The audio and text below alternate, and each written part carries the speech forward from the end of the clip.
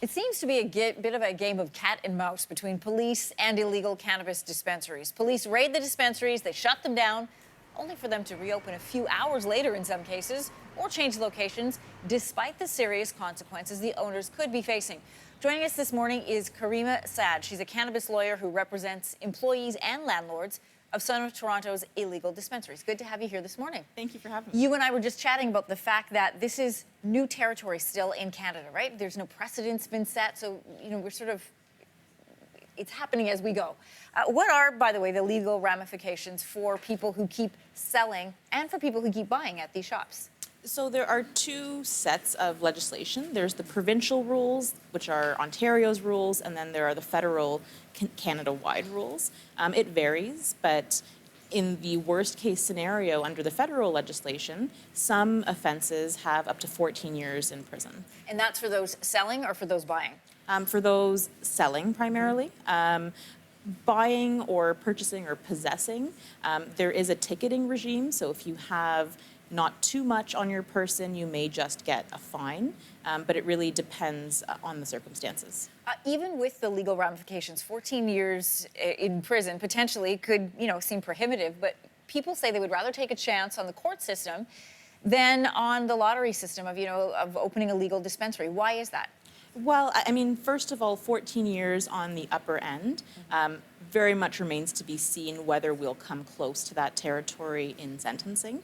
But the fact is that a lottery is, I think, perceived by many as just unfair, an unfair entry point into the market where... Into a legal market. Into a legal market where there have been people who have an immense amount of expertise and knowledge, these craft producers, entrepreneurs, who are being shut out from the very industry that they effectively helped legalize.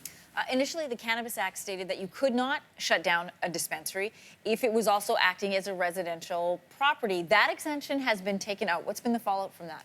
So the follow-up is that some people are locked out of their homes. I'm aware of at least one application in Superior Court where someone not associated with the dispensary has been locked out of his home. So that loophole, I think, was there for good reason, and we're now seeing the consequences of removing it. What is the fix here?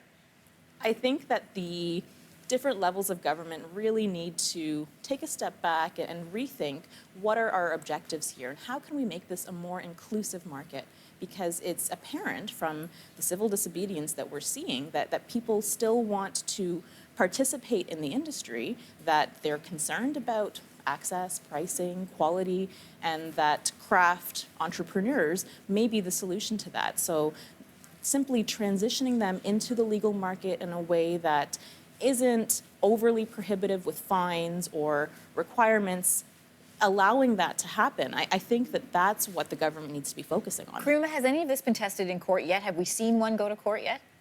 We've seen a couple of cases go to court, but I don't know that anything specific to dispensaries and these lockouts, nothing's been tried at this point. And we won't know until then. We'll see. Yeah, we'll see. All right, thanks for coming in today. Thank you for having me. Thanks for watching. If you like this, be sure to subscribe here. And you can check out more Your Morning videos right here.